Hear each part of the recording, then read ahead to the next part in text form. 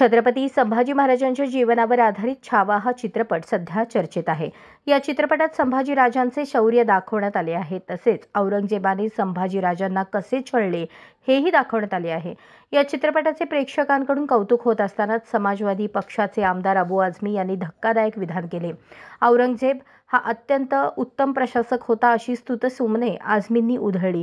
तसेच छत्रपती संभाजी महाराज आणि औरंगजेब यांच्यात धर्माची लढाई नव्हती असेही ते म्हणाले। राज्याचे अर्थसंकल्पीय अधिवेशन आजपासून सुरू झाले। सपा नेते आझमी यांनीही अधिवेशनाला हजेरी लावली। यावेळी सभागृहाबाहेर माध्यमांशी बोलताना ते म्हणाले, औरंगजेबाच्या काळात भारताची सीमा अफगाणिस्तान आणि ब्रह्मदेशापर्यंत होती। त्या काळात आपला जो जीडीपी होता तो 24% होता। भारताला सोने की चिडिया म्हटले जायचे। या सगळ्या गोष्टींना मी चुकीचे म्हणू का, असा सवाल आझमींनी केला।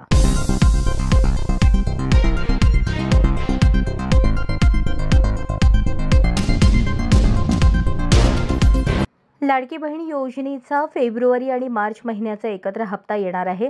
लाभार्थी महिलांना फेब्रुवारीचा हप्ता मिळाला नव्हता, त्यामुळे तो कधी येणार याची प्रतीक्षा होती। यावर मंत्री आदिती तटकरे यांनी मोठी अपडेट दिली आहे। महिला दिनाला लाभार्थी महिलांना मोठे गिफ्ट मिळणार आहे। फेब्रुवारी आणि मार्च दोन्ही महिन्यांचे हप्ते एकत्र येणार आहेत। महिला दिनानिमित्ताने लाडक्या बहिणींना महायुती सरकारकडून गिफ्ट देण्यात येणार आहे। 8 मार्च रोजी दोन्ही महिन्यांचे पैसे एकत्र मिळणार आहेत, अशी माहिती तटकरे यांनी दिली। या योजनेअंतर्गत महिलांना दर महिन्याला 1,500 रुपये मिळतात। ज्या महिला निकषात बसत नाहीत त्यांचे अर्ज बाद होणार आहेत, तर काही महिलांनी स्वतःहून अर्ज मागे घेतल्याची माहिती तटकरे यांनी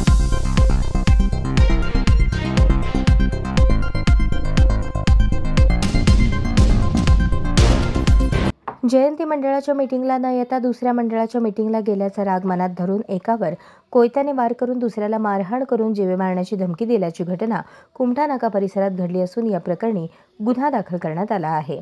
दर्शन अच्युत भोसले व 29 राहणार भारतनगर कुमठा नाका यांनी दिलेल्या फिर्यादीवरून अप्पा कांबळे, शेखर सुरेकर, अभिषेक रोहिटे, एक अज्ञात इसम, तक्षशिला नगर यांच्या विरोधात सदर बाजार पोलीस ठाण्यात गुन्हा दाखल झाला आहे। फिर्यादी व फिर्यादीचा भाऊ रोहित असे दोघे फिर्यादीचा चहाचा गाडा बंद करून घरी येत असताना क्रीडा संकुलच्या गेटसमोर फिर्यादीच्या घराजवळ राहणारे यातील आरोपीने फिर्यादीस पाहून, तुला लई मस्ती आली आहे, पुण्यावरून येथे करून खायला आला आहे, आमच्या मंडळाची मीटिंग सोडून तू रावण साम्राज्याच्या मीटिंगला का गेला, असे म्हणून आरोपी अप्पा कांबळे याने त्याच्या हातातील कोयत्याने फिर्यादीच्या डाव्या हाताच्या कोपऱ्यावर आणि पाठीवर मारून जखमी केले। आज तू वाचलास, उद्या तुला खल्लास करतो अशी धमकी दिली आणि फिर्यादीचा भाऊ भांडण सोडवण्यासाठी मध्ये गेला असता त्याला देखील शिवीगाळ करून दमदाटी केली। पुढील तपास फौजदार बनकर करत आहे।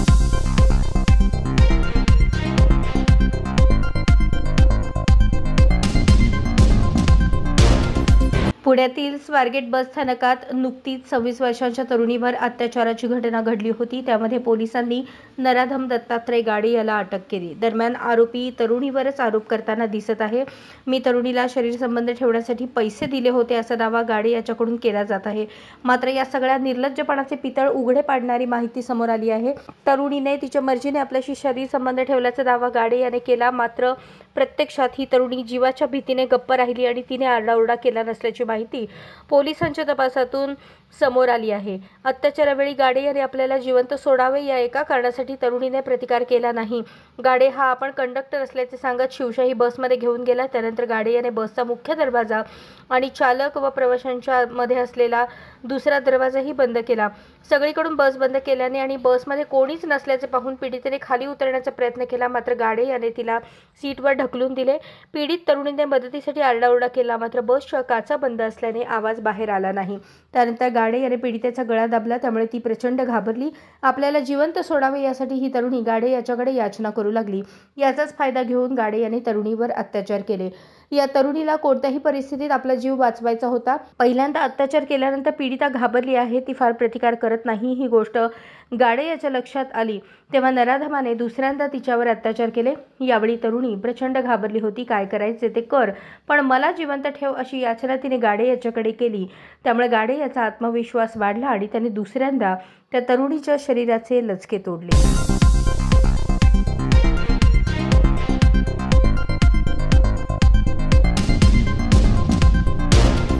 केंद्रीय राज्यमंत्री रक्षा खडसे यांच्या मुलीची काही टवाळखोरांनी छेड काढल्याची धक्कादायक घटना समोर आली।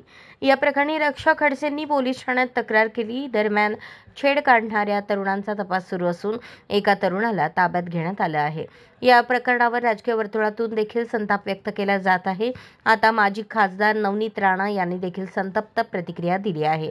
नवनीत यांनी माध्यमांशी संवाद साधताना म्हटले की रक्षाताई खडसे यांच्या मुलीसोबत छेडछाड झाली, व्हिडिओ बनवला, राज्याचे मुख्यमंत्री सक्षम आहेत, मुलगी कोणाचीही असो, जर असे काही झाले तर त्यांच्यावर कारवाई ही झालीच पाहिजे आणि आमचे सरकार कारवाई करण्यामध्ये सक्षम आहे। दुःख एका गोष्टीचं वाटतंय की छेड काढणारे आरोपी हे एका पक्षाचे कार्यकर्ते आहेत। नवनीत म्हणाल्या, तुम्ही राजकारणात कोणत्याही पातळीवर न्या, पण असे प्रकार करू नका। माझी हात जोडून विनंती आहे। राजकारण गेले खड्ड्यात। जर कोणी राजकीय व्यक्ती असे करत असेल तर भर चौकात आणून त्यांना फाशी द्यावी। जर राजकीय व्यक्तीच असे कृत्य करत असतील तर हे खूपच निंदनीय गोष्ट आहे। आमचे गृहमंत्री सक्षम आहेत, ते कडक कारवाई करणार आहेत। मुलगी कोणाचीही असो, ती राज्यात सुरक्षित आहे आणि सुरक्षित राहील, अशी प्रतिक्रिया नवनीत राणा यांनी दिली।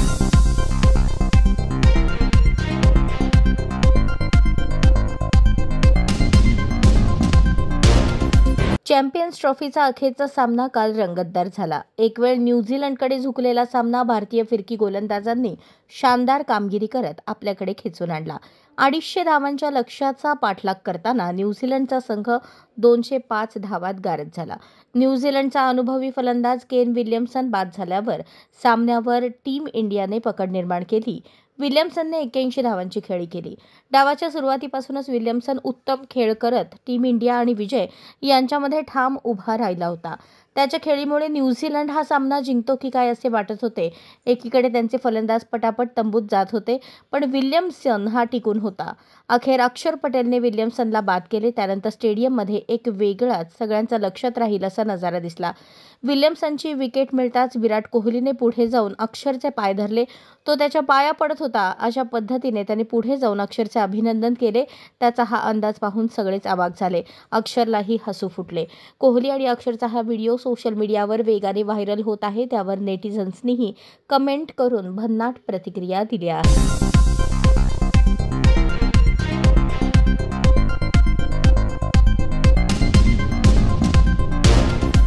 टीम इंडियाचा हिटमॅन रोहित शर्माच्या हेल्थवर टीका करून महिला काँग्रेस नेत्या चांगल्याच अडचणीत सापडल्या आहेत।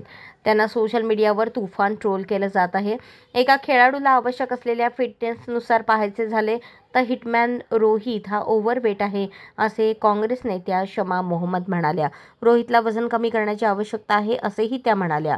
गांगुली, तेंडुलकर, द्रविड, धोनी, कोहली, कपिल देव शास्त्री यांच्यासारख्या माजी कर्णधारांच्या तुलनेत रोहितमध्ये इतके जागतिक दर्जाचे काय आहे?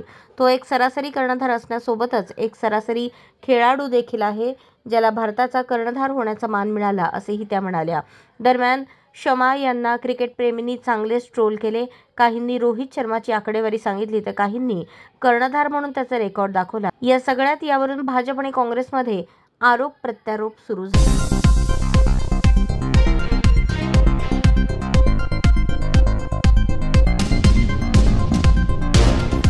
चॅम्पियन्स ट्रॉफीचा अखेरचा सामना रंगतदार झाला। एक वेळ न्यूझीलंडकडे झुकलेला सामना भारतीय फिरकी गोलंदाजांनी शानदार कामगिरी करत आपल्याकडे खेचून आणला।